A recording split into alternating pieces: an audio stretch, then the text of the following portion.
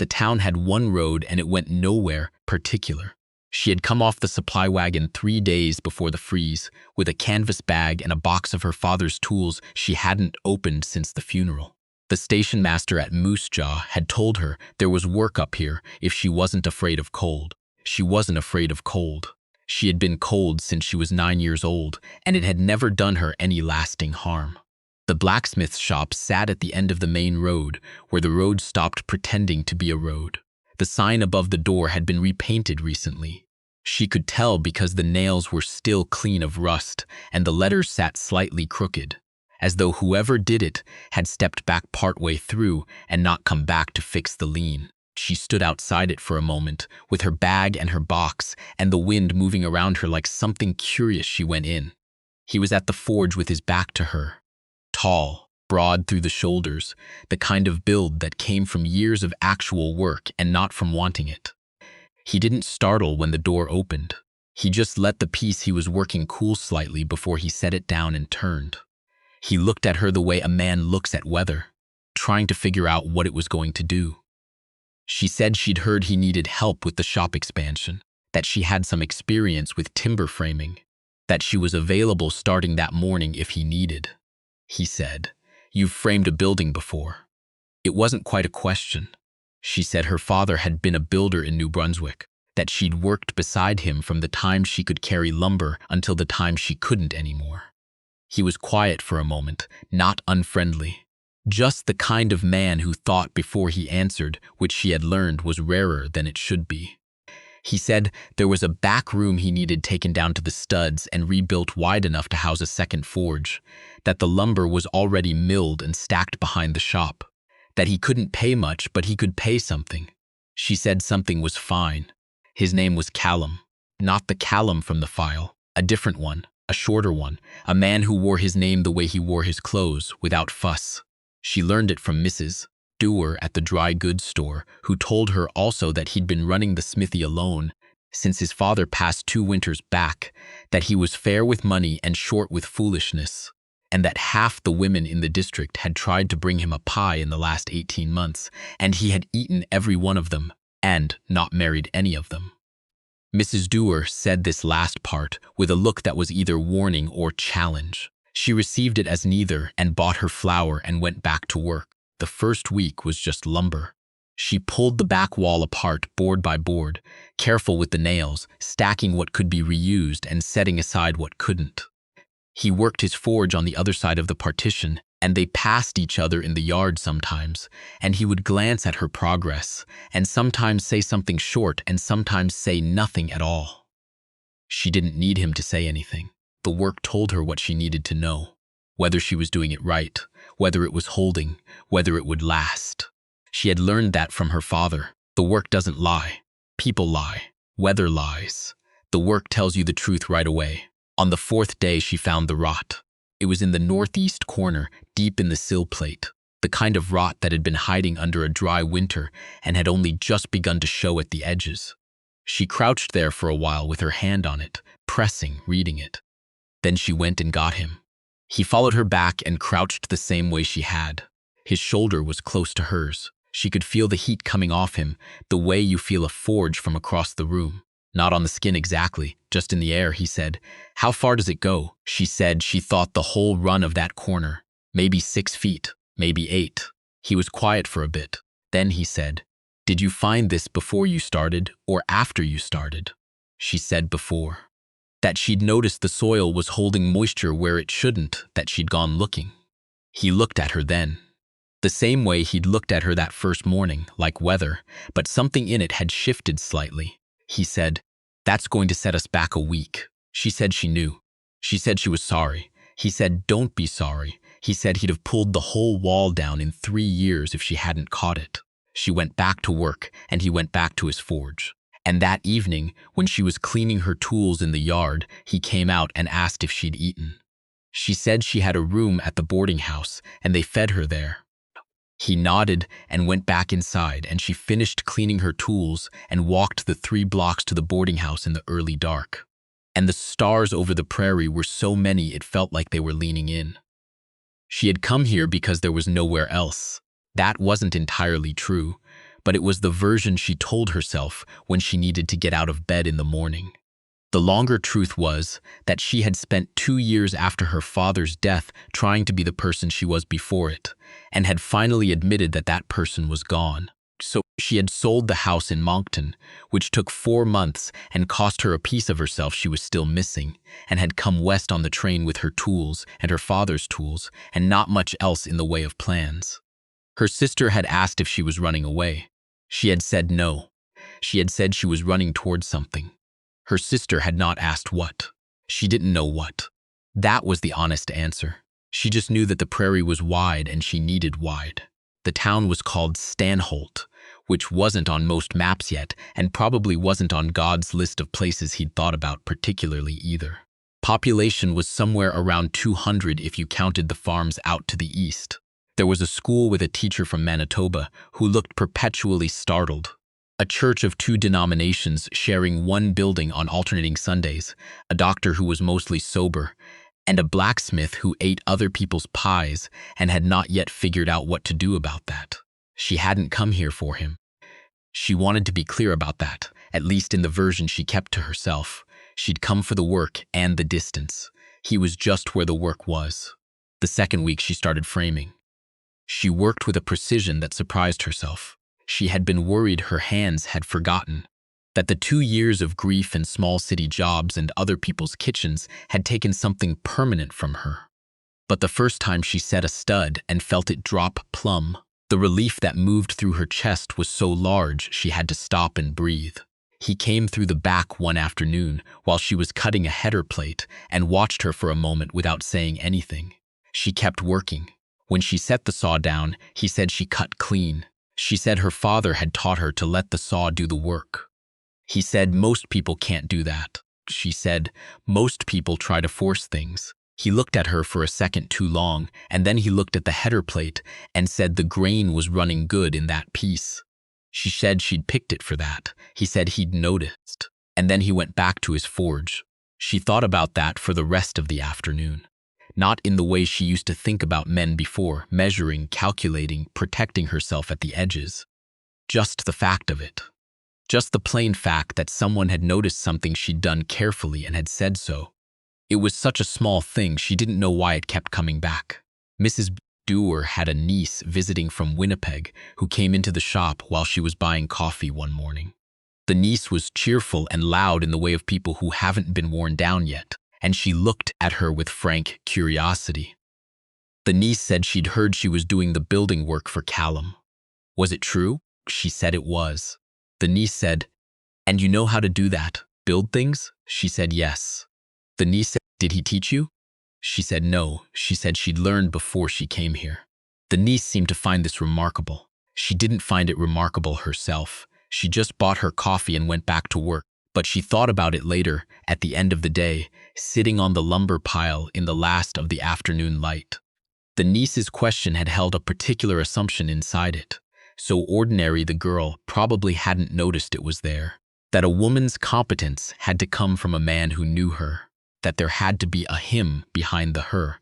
She turned her father's square over in her hands. The wood of the handle was worn smooth in the same 2 places it had always been worn smooth. She knew those places the way she knew her own name. She hadn't thought about him in 3 days. That was the longest she'd gone since the funeral. She wasn't sure whether to feel guilty about that or relieved. Midway through the 3rd week, the temperature dropped hard and the snow came. She had known it was coming. You could smell it in the air the night before, a particular smell like iron and cloth that didn't smell like anything else. She had woken before light and lain there listening to the silence that comes before weather, and had thought of New Brunswick winters and how they were different. Heavier, wetter, more personal somehow, like a grief you couldn't put down. Prairie winter was different. Prairie winter came at you from everywhere at once and didn't apologize. She wrapped the framing she'd done with oilcloth and weighted it and got to the shop before he did. He arrived 20 minutes later with snow on his coat and found her there already, shoring up the tarp on the south wall where the wind had got under it. He said, "You were here before the snow." She said she'd smelled it last night. He said, "You grew up in it." She said yes. He said, "Maritime?" She said, "New Brunswick." near Sussex. He said his people were from Cape Breton, that he'd come out at 16 with his father and hadn't been back. She said, "Do you want to go back?" He seemed to consider this seriously, which she'd learned was how he considered everything. Then he said no. He said his father was buried here, and this was where his father was buried, and that was enough. She understood that. She understood it the way you understand something in your body before your mind has finished thinking it through. She said so. He looked at her. Not the weather look this time. Something else. Something that didn't have a word she could find on short notice. Then a board shifted in the wind, and they both moved to hold it, and the moment passed into the work, the way moments do when there's work to be done. There was a thing that happened in the evenings that she hadn't expected. She had thought she would come here, do the work, get paid, move somewhere else when it was done. She had thought that because she'd been thinking in those terms for 2 years, short stretches of elsewhere, none of them adding up to anything in particular. But somewhere in the 3rd week, she realized she had stopped doing that. She had stopped calculating the after. She would finish her day at the shop and walk to the boarding house and eat whatever Mrs. Oliphant had made. Mrs. Oliphant was the landlady, a small, determined woman from Ontario who cooked with strong opinions, and then she would go to her room and read or look out the window at the dark town, and she was not miserable. That sounds like such a small thing. She knew it was not a small thing. She had been miserable for 2 years in ways she'd gotten so used to, she'd stopped recognizing them as misery. The tightness in the chest every morning, the sense that nothing she did would stay done, the particular loneliness of being in rooms full of people who knew her by her father's absence more than by her own presence. Here no one knew her father. Here she was just the woman doing the framing work, the one who smelled the snow early, the one who cut clean. Was a strange relief and also a strange grief, missing him in a place where there was no one to miss him with her. She wrote a letter to her sister and said the work was good. She didn't say much else. On a Thursday toward the end of the 3rd week, a man came into the shop while she was working. She heard him before she saw him, the particular kind of footstep that announces itself, that assumes it will be welcome. She didn't look up from what she was doing. He said he was looking for Callum. She said he was at the front. The man walked through without another word. She kept working. Later she heard them talking, the low cadence of men discussing business. And then, once, her name, not her name exactly, because he didn't know her name, she heard him say, "The woman you've got doing the build." And then she heard the man say something about whether it was wise, and then she heard the answer, which was short enough she didn't catch all of it, just the tone of it, flat, final, not interested in further conversation on the subject. The man left. She kept working for another half hour before she let herself think about it. And what she thought was this. She had been in enough situations to know the difference between a man who defended you because he thought you were helpless and a man who said something short and flat and went back to his work because the conversation was beneath what he was doing. She thought about what it meant that he hadn't told her. She thought it probably meant he didn't think she needed to know. She thought that might be the kindest thing anyone had done for her in a long time. The frame went up on a Friday. She had organized it in her head for 3 days, laying out the sequence before she touched a single piece. Her father had taught her that. He'd said the worst mistakes in a frame aren't made with the hammer. They're made in the mind before the hammer's picked up. She had a habit of closing her eyes and walking through it. The order of things, the way each piece depended on the one before it, where the weight would go. She did that the morning of, standing in the space before he arrived, in the gray light, her breath visible, the cold clean in her lungs. When he arrived, she was already setting her first layout marks. He didn't ask if she wanted help. He just went and got his work gloves and came back, and she told him where to stand, and he stood there. They didn't talk much. The work didn't need talking. She would say a direction or a measurement, and he would do the thing, and she would check it, and they would move to the next piece. There was something in that rhythm that she had missed without knowing she'd missed it, the particular ease of working beside someone who listened. Her father had been that way. Not every man was that way. She had worked with men who wanted to improve on what she told them, men who couldn't help adding something. Men who heard a direction and heard inside it a suggestion that could be modified. He was not like that. He heard what she said and did what she said, and trusted her the way you trust a tool that's never given you a reason not to. By noon, they had the main posts up. By mid-afternoon, the header beams were in. She checked every joint twice. He held what needed holding and didn't rush her. When the last piece was set, and she stepped back to read the whole of it, standing straight, standing true, the lines going where they were supposed to go, she felt something drop away from her. Something she'd been carrying. She didn't look at him. She just stood there for a moment with her hand on a post and felt the whole structure holding and held it back. He said, "It's good." She said she knew. She said her father would have liked it. She hadn't meant to say that last part. It came out of her without preparation, the way things come out when you're tired and the work is done and the guard is down. She felt it coming and couldn't stop it, and then it was out there in the cold air. He didn't make anything of it. He didn't ask. He just said, "Did he build a lot?" She said all her life until he couldn't. He said, "What couldn't he do?" She said it had been his hands, that something had happened to his hands in the last year, and he hadn't been able to grip anything. That she had been the one to keep the work going, and he had stood and told her what to see. He was quiet for a while. The light was going. The frame threw long shadows on the earth floor. He said, "So he taught you everything he knew while he was still able to see it." She hadn't thought of it that way. She had thought of it as loss. The whole time, every day of that last year, she had thought of it as losing him in pieces. She had not thought of it as him putting everything he had into her hands before he went. She didn't say anything. There was nothing to say. She just stood there with it, the new thing he'd given her, and she let herself have it. He went to put the tools away, and she stood in the frame of the thing she'd built until the last of the light was gone. She stayed through the winter. She hadn't planned to.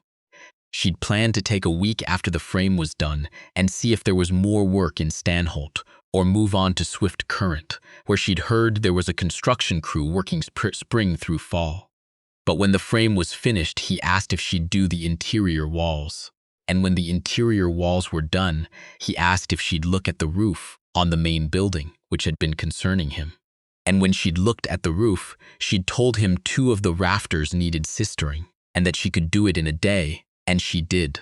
By the time the cold had properly settled in, there was no reasonable question of going anywhere, and she had stopped asking the question.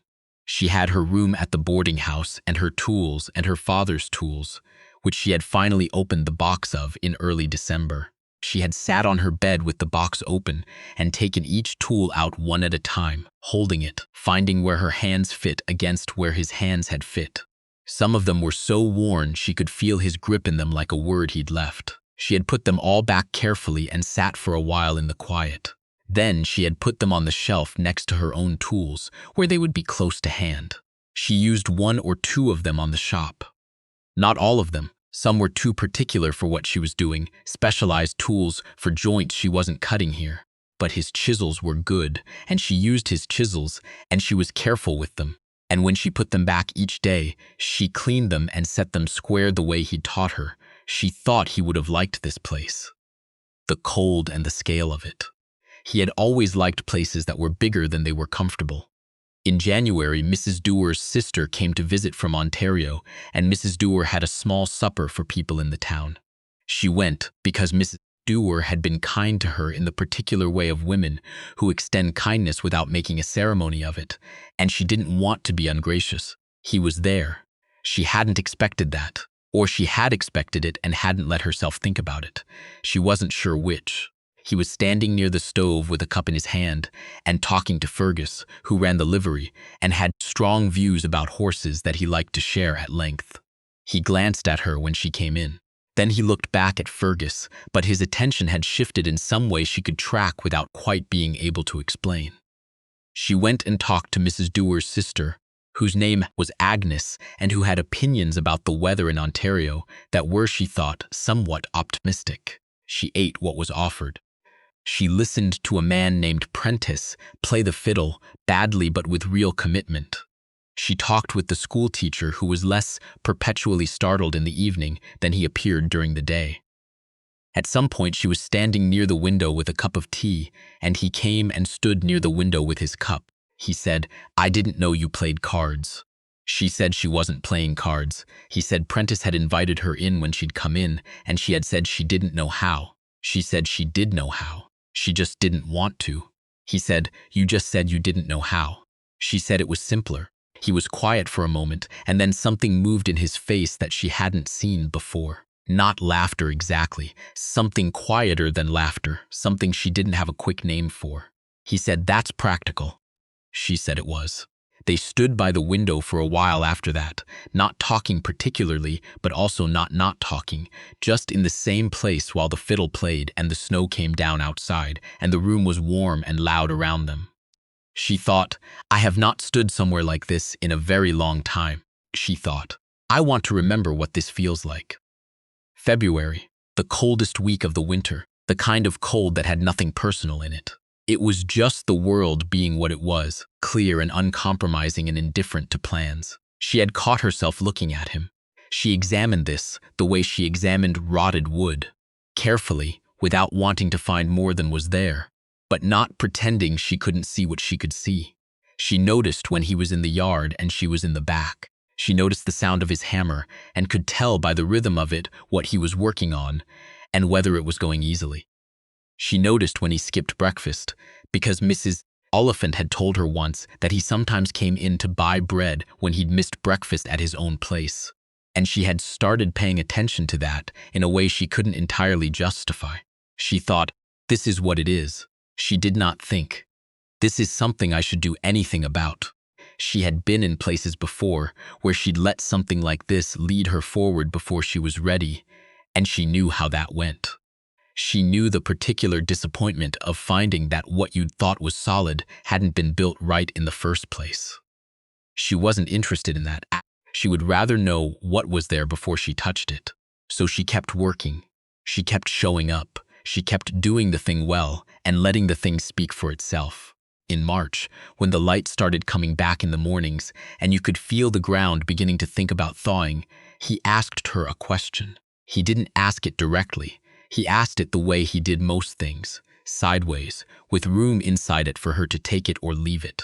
He said he'd been thinking about an addition on the east side, a proper finishing room for smaller detail work that didn't need the main forge. He said he'd drawn it out roughly, and it was more involved than what she'd done on the back, that it would take most of the summer. She looked at his drawing. She could see where he'd thought carefully, and where he'd run up against the limits of what he knew. She could see 3 places where she would do it differently, and 1 place where his instinct was better than what she would have done first. She said she'd need to look at the east foundation before she could say anything definite. He said, of course. She said she'd look at it in the morning. He said that was fine. He rolled up his drawing and set it on the workbench.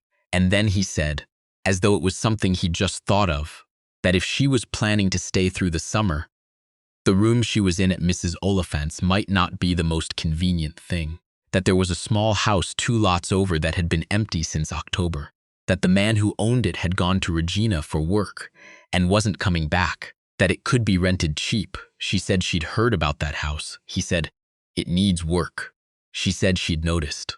He said he thought someone who knew what to look for could make it right without a lot of cost. She looked at him for a moment.